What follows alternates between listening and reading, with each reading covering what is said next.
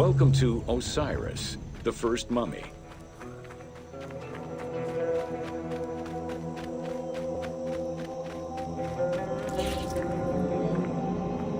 The oldest mummies recovered date from the Old Kingdom, though Egyptologists believe that mummification was in use much earlier than that. At first, the body was mummified through environmental desiccation, by leveraging the dryness of the environment and the heat of the climate. Early experimentations in mummification were conducted with the use of resin made from tree sap. Strips of linen were only used on some superficial parts of the epidermis of the hands or jaw.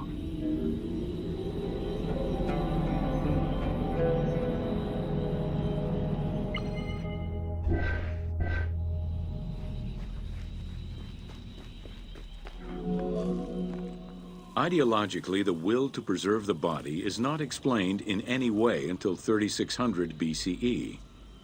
This is when the Egyptian belief that the body housed the soul was finally documented for modern Egyptologists to eventually decipher.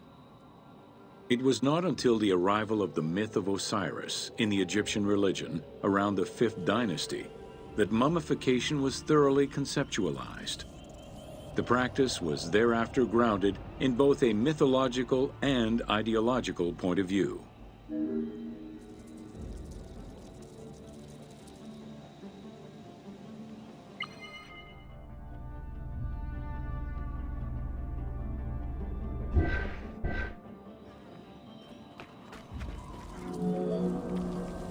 Osiris was mainly known as the god of the dead and the god of resurrection.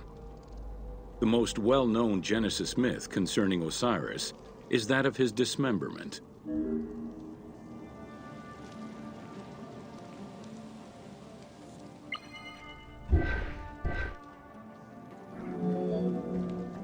It is Plutarch who gives the most simplified and complete summary of the story.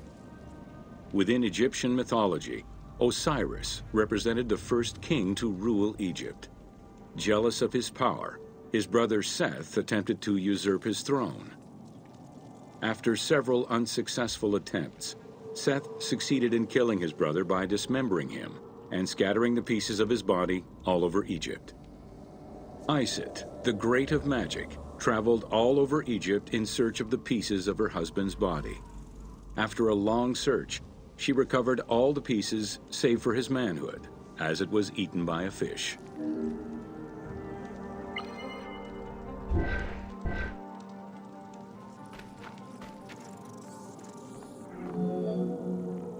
Isis then reassembled the body of her husband by binding it together with strips of linen.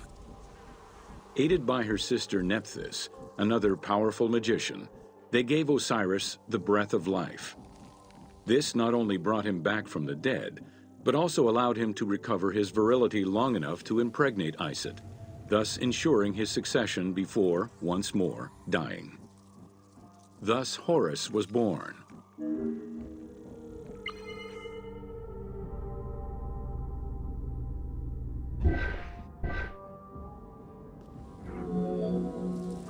The ritual used to bring Osiris back to life essentially depicts how he became the first mummy.